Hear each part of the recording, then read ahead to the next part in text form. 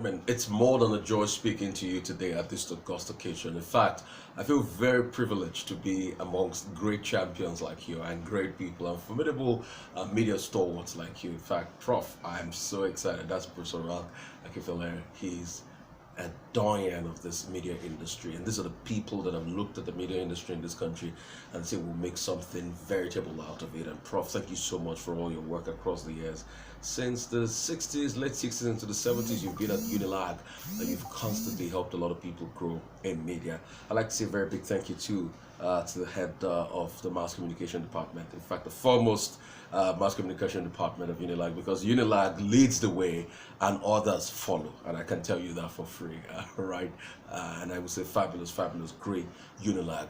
My name is Rufai, Oseni, and today I'm just here to have a conversation with you, and I'm really passionate about it, owing to my background and experience with the BBC and other top media organizations. I'm working across board and speaking in universities around the world, including Cambridge University and some other universities around the world.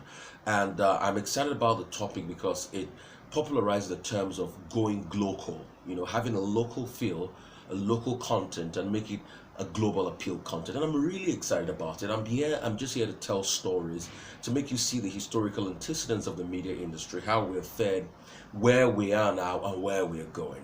So anybody knows by the show of hands, the very first newspaper ever printed, the year it was printed? I'll tell you, 59 BC. Was printed in 59 BC, many, many years ago. But the actual weekly newspaper was not printed until the 1600s. So the 1600s started the actual printing of newspaper, and because the newspaper industry kicked off after Johannes Gutenberg, that founded the Gutenberg press in the 1500s, has perfected his printing press machine. And because of that, we had the first newspaper. An advancement came to the world. And that continued. That was pretty much a modus operandi of the media industry.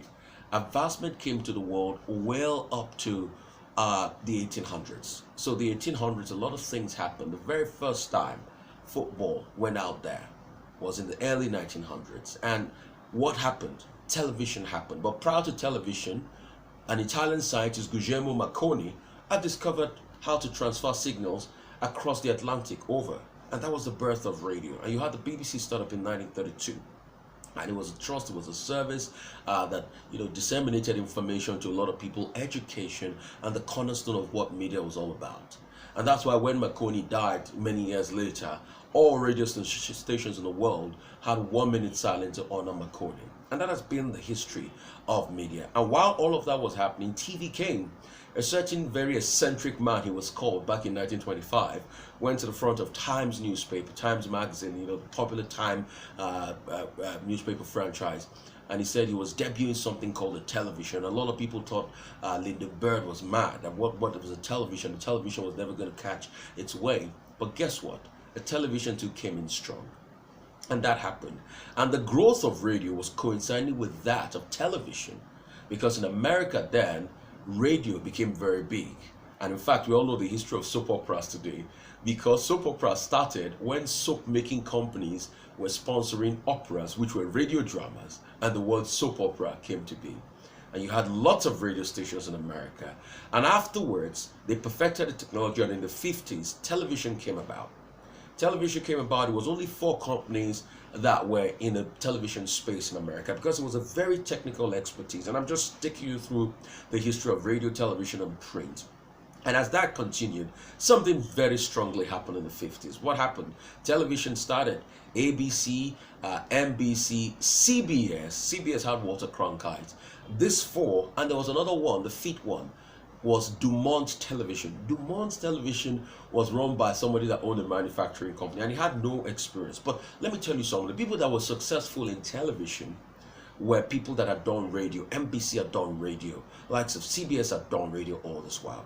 So television came into full swing in the 50s in America, and around that time, television started in Africa. And Nigeria led the way. The bold efforts of Obafemi Awolowo and very young Pa Anthony Nahor of blessed memories were those that really brought about this. And remember how WNTV kicked off Western Nigerian television, the now metamorphosed into NTA, because it has never been seen before. In fact, a lot of people don't realize that we had a television station in Nigeria before we had a television station in Australia. Because then you had not had television in Australia and other parts of the world. We're one of the early adopters of television. And we did very well when our television started. Quickly, we started running a lot of soap operas, a lot of television dramas, and one of the longest amongst them, if you will not forget, is The Village Headmaster. The Village Headmaster was one of the longest running, ran for over 20-something years. Uncle Ted Mokoro of blessed memory and also some other people were there. We had lots of newscasters like Anike Baje Williams, great woman, formidable woman, the first woman in television in Nigeria. And that has been the history of television. And you know, the things like The Village Headmaster seeped into our consciousness. Till today, a lot of people don't know the reason why we say things like Amebo when somebody's a gossip. But Amebo was actually the name of a character that was a gossip in The Village Headmaster. So the Nigerian television industry was robust, but it was still pretty much under government tutelage. And that was the order of the day. But it started growing and consistently grew and grew and grew. In the 80s, we had a great time with a lot of more series coming in. Great people of blessed memory now. You know, the frontline going to leader, Ken Sari was the writer of one of the most successful television series in Nigeria, Bassi and Company. That started in the 80s, and that was very successful. Then you had another great one, an adaptation of somebody's book. That's a man that had worked at the radio service, the Radio Nigeria service, way back in the days. That's Chinua Achebe, and his book was adapted, and it was Things Fall Apart on television, and television became bigger. It was all the network service of the NTA, and a lot of things happened. You know, NTA was big, was strong, was reliable, like they said back in the days. But evolution happened. While all of that was happening, it was still only government owned, and in fact, there were no private licenses. Fast forward, while all of this was happening, another history was happening. The American industry, the American government had started a project called ArabNet. ArabNet led to the formation of what we now know to be the internet. And as of 1990, Tim Berners-Lee had patented the World Wide Web. And that opened up the industry to a lot. A lot of people were thinking about things to do with the World Wide Web. While all of that was going on, TV democracy came in 1993. And one of the last things Ibrahim Babangida did was to bring about the promulgation of the law to say independent people could own TV stations in Nigeria. One of the first TV stations that benefited from that was the likes of AIT that got on the stream in 96. And that had been the order of the day. But while all of that was going on, I told you about 1990, Tim Berners-Lee patenting the internet. Something happened. Something great happened. A young man, very audacious, just came out of business school, was passionate about what media could do, Mark Cuban. And he took television and radio to the internet for the very first time in 95 and disrupted the system. Little did anybody know that that was where the disruption had started from. And fast forward till today, you have channels television, you have many television stations in Nigeria, LWTV and the likes of it. It was just a state government owned thing before. But a lot of them came about, and I should tell you this, a lot of state governments had television station before it was now made to be in private hands in 1993, after the law in 1993, and you have the radio stations, and it has led to over 40 radio stations in Lagos, many radio stations across the country, radio stations here and there. But while all of that was happening, like I told you, Mark Cuban had disrupted the system in America, and it had put radio and television on the internet. And while all of that was going on, I forgot to tell you this. Another evolution started in the late 80s. What happened? 24-hour news channel television. And that started with CNN. Ted Turner disrupted the system and said we could put 24-hour service on the news on satellite. Big players came into Nigeria like DSTV, MultiChoice, and the likes. But hey, from the 2000s, things never remained the same because the disruption continued. Everybody was going online, and all of these hit a crescendo with the penetration of internet in the late 2000s into the late 2009, 2010 into 2012. BlackBerry came about. People started having blogs. Internet penetration increased. You didn't have to go to cyber cafes to check your mail again. You had everything on your phone, and this further disrupted the system. And two things happened. It brought about more liberalization. The likes of Japhet Omojuwa here had the power to be able to do a lot, and it disrupted the system. Twitter celebrities came about. You know, other great people disrupted the system, and the system never remained the same. And that's the future of where media is going in this country. Media is disrupting everything, every single step of the way.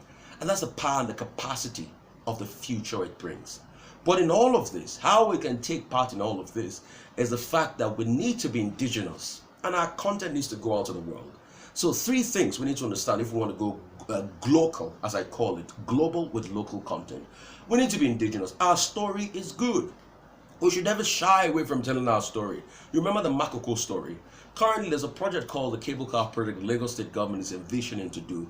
Do you know that it was a cable car maker that saw the BBC Makoko documentary that said he was going to build a cable car in Lagos because he saw the potential in Lagos? I know Vocal Slender personally, and I can see the transformation in his life, although the management of Vocal Slender was another problem because he doesn't have a lot of money today like he should have. But by just telling our African stories, Vocal Slender out of the dump site in Lagos became somebody that performed in the biggest arenas in the UK. How? Because we told our story. Our story is rich. Things Fall Apart has been translated into over 50 languages all around the world. Chimamanda is doing quite well. Americana has been translated. We all saw the motion picture of the Biafran story. That went round the world. B. Bandele did a great job about that. We need to tell our story. But when we tell our story, we need to be disruptive. We need to be disruptive. There are some parts of our story that needs to be disrupted. And we need to think very strongly about that when we disrupt those parts of our story. It should be told in consonant with world reality. And we need to disrupt that part. We should also not forget that TV and media is not going to be linear any longer. I hear of plans, Facebook trying to get some rights for television sporting events, because the only thing that is still keeping people watching live television is the fact that you have sporting events on live TV. But let me tell you something, TV is being disrupted. You can see what Netflix is doing now. A lot of people have more Netflix boxes than TV boxes in their house. And when digitalization fully kicks in by the NBC, Nigerian Broadcasting Commission, National Broadcasting Commission, you see the disruption will be final. So as all of that is happening, we need to think of viable ways and viable alternatives to keep this industry moving. Because there's a lot that is happening in this industry. And there's a lot of capacity, but disruption is going to come and eat in. But we shouldn't lose the core of our originality. And how should we do this? We should showcase our fashion. I still keep asking, why do I have to wear a suit and tie here today? Why do you have to wear a suit and tie? Why do you have to wear formal dressing? You need to be able to propagate your culture. What stopped me from wearing a very good local attire here today? Very wonderful one. What stopped me from taking my agbada here today? And you know, I was reading a book recently, The Dual Mandate by Lord Lugard, and he said Africans are they're very skilled at the art of copying. They're copycats. All they do is they see a culture by the West and they copy. So what stops our newscasters from wearing our local attires? What stops them? I want to see my newscaster wear a lovely local attire while she casts. What stops my newscaster from wearing and carrying on the